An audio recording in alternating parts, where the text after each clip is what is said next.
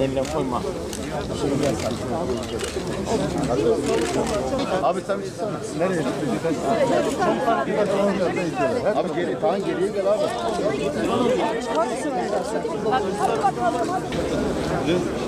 Böyle değil. Bağırtı getir. Biraz geriye, lütfen birazcık geriye.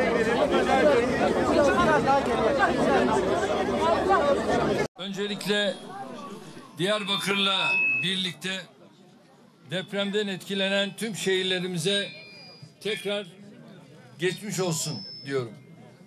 Pazartesi günü yaşadığımız 7,7 ardından 7,6 şiddetindeki deprem felaketinden etkilenen illerimizden bir tanesi de malum Diyarbakır'dı.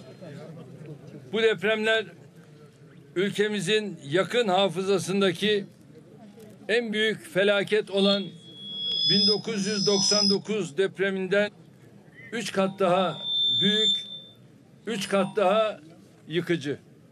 Yine 1939 Erzincan depreminden de çok daha geniş bir alanda ve çok daha yıkıcı bir afet olarak hesaplanmaktadır. Büyüklükleri 7'nin üzerinde olan 1943 Çankırı, 1953 Çanakkale, 1944 Gerede, 1966 Varto, 1967 Mudurnu, 1970 Gediz, 1976 Muradiye depremlerini de bu depremin yıkıcılığıyla mukayese etmek mümkün değildir. Ard arda meydana gelen bu iki depremin kendileri bir yana, artçıları dahi ülkemiz deprem envanterinde oldukça üst sıralarda yer alacak seviyededir. Şehirlerimize yaptığımız ziyaretlerde gördüklerimiz ve dinlediklerimiz Türkiye'nin nasıl büyük bir felaketle karşı karşıya olduğunun ispatıdır. Dünyanın önde gelen bilim insanları da ülkemizin yaşadığı depremin büyüklüğü ve yıkıcılığı konusunda hemfikirdir. Asrın felaketi olarak nitelenen bu deprem neredeyse 1000 kilometrelik bir alanda hissedilmesine rağmen asıl 500 kilometrelik bir alanda yıkıma yol açmıştır. Depremin yıkıma yol açtığı şehirlerimiz 13,5 milyon insanımıza ev sahipliği yapıyor. Sarsıntıların hissedildiği, dolayısıyla insanlarımızın deprem tedirginliği yaşadığı mücavir şehirlerle birlikte bu rakam 20 milyona yaklaşıyor. Fay hatlarına yakın bölgelerdeki yerleşim yerlerimizin kimi yerlerinde neredeyse taş üstünde taş kalmadı desek yeridir. Arazilerde oluşan devasa yarıklar, karayollarını ve demir yollarını ince bir tel gibi büküp bırakan kaymalar depremin şiddetinin de işaretleridir. İkinci deprem gündüz yaşanması sebebiyle nispeten daha az can kaybına yol açtı. Ama ilk depremdeki hasarlı binaları tümden yıkarak hasarın ciddi şekilde artmasına yol açmıştır. Yıkılan binaların yanı sıra sayılarını yüz binlerle ifade edebileceğimiz binada hasarları sebebiyle oturulamaz hale gelmiştir. Şu ana kadar deprem bölgesindeki toplam can kaybı 21.043'e ulaşmıştır. Ayrıca 80.097 insanımız da yaralı olarak kurtarılmıştır. Bu depremde maalesef Diyarbakır'da 7'si tamamen yıkık, 320'ye yakın bina kullanılamaz hale gelmiş, 255 kardeşimiz vefat etmiş, 901 kardeşimiz yaralı olarak hastaneye kaldırılmıştır. Deprem bölgesinin tamamında hayatını kaybeden kardeşlerimize Allah'tan rahmet, ailelerine, sevenlerine ve yakınlarına sabrı cemil diliyorum. Yaralılarımızın her birine acil şifalar niyaz ediyorum. Şehirlerimizin bir kısmında arama kurtarma faaliyetleri tamamlandı. Bir kısmında ise çalışmalar tüm hızıyla sürüyor. Çalışmaların sonlandırıldığı bölgelerdeki ekipleri yıkımın daha ağır olduğu Kahramanmaraş, Hatay ve Adıyaman illerimize aktarıyoruz. Çarşamba günü Kahramanmaraş ve Hatay'ı, dün Adıyaman'ı yerinde gördük. Aksaklıkları tespit edip gereken talimatları verdik. İnşallah buralardaki çalışmaları da hızla bitirerek ölü veya diri enkaz altında hiçbir vatandaşımızı bırakmayacağız. Ardından da hızla enkaz kaldırma ve yeniden inşa faaliyetlerine başlayacağız. Yüz binlerce konutu altyapısı ve üst yapısıyla yeniden inşa edecek, daha doğrusu depremde büyük yıkıma uğrayan şehirlerimizi yeni baştan kuracak planlamaları yapıyoruz. Birkaç haftaya kadar da somut adımları atmaya başlayacağız. Daha evvel Van, Elazığ, Malatya ve İzmir'deki depremlerde Kastamonu, Bartın, Sinop, Giresun şehirlerimizde yaşanan sel felaketlerinde, Antalya ve Muğla'da yaşanan yangınlarda, velhasıl tüm felaketlerde nasıl insanımızın yanında olduysak, İnşallah buralardaki yaraları da kısa sürede halledeceğiz. Bir yıl inşallah ben süre bekliyorum. Bir yıl içerisinde inşa ve ihya çalışmalarını halledeceğiz. Az önce saydığım illerde deprem ve sel felaketlerinde nasıl bu işleri başardıysak inşallah Diyarbakır'da da diğer 9 vilayetimizde de bunları başaracağız. Devletimizin tüm imkanlarını seferber etmiş durumdayız. Sadece hazine maliyeden bu işler için 100 milyar ayırmış durumdayız. Bize güvenin, bize inanın. Biz vatandaşımızı darda, yoklukta, sokakta bırakmadık ve bırakmayız. AFAD'ımızla, Kızılay'ımızla, belediyelerimizle, sivil toplumumuzla, gönüllülerimizle topyekün deprem seferberliği içindeyiz. Halihazırda yurt dışından gelen ekiplerle birlikte 160 bin personel 10 ilimizde bilfiil çalışıyor. Kurumlarımız ve hayırseverlerimiz seyyar mutfak ve aşevleri vasıtasıyla depremzedeler ile yardım ekiplerimize sıcak yemek sağlıyor.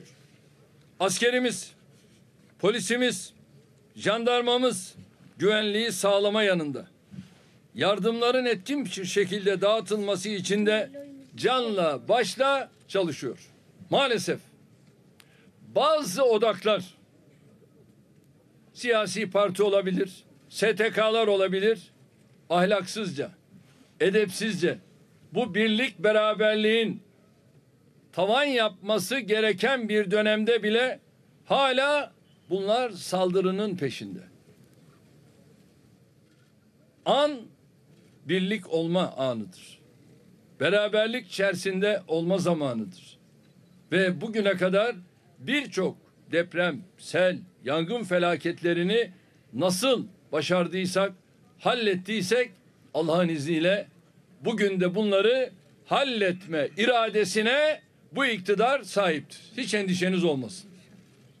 Türk Silahlı Kuvvetlerimiz, diğer güvenlik birimlerimize ait gemiler, uçaklar, helikopterler, insansız hava araçları, ülkemizin dört bir yanından on binlerce iş makinesi bölgede faaliyet yürütüyor. Farklı sorumluluk alanlarına rağmen tüm kamu kurumlarımızdan binlerce personel büyük bir fedakarlıkla bölgede insanımıza hizmet ediyor. Soğuğa, ayaza, uykusuzluğa ve daha pek çok zorluğa rağmen cansiperane bir şekilde gayret gösteren tüm ekiplerimize, gönüllülerimize teşekkür ediyorum. Reklam, şöhret, çıkar veya gündem olma peşinde koşmayan o gizli kahramanların hakkını ödeyemeyeceğimizi çok iyi biliyoruz. Türkiye Cumhurbaşkanı olarak Rabbim hepsinden razı olsun diyorum. Bu zor günlerimizde arama kurtarma ekiplerini göndermek suretiyle milletimizle dayanışma sergileyen tüm dost ve kardeş ülkelere de şükranlarımı sunuyorum.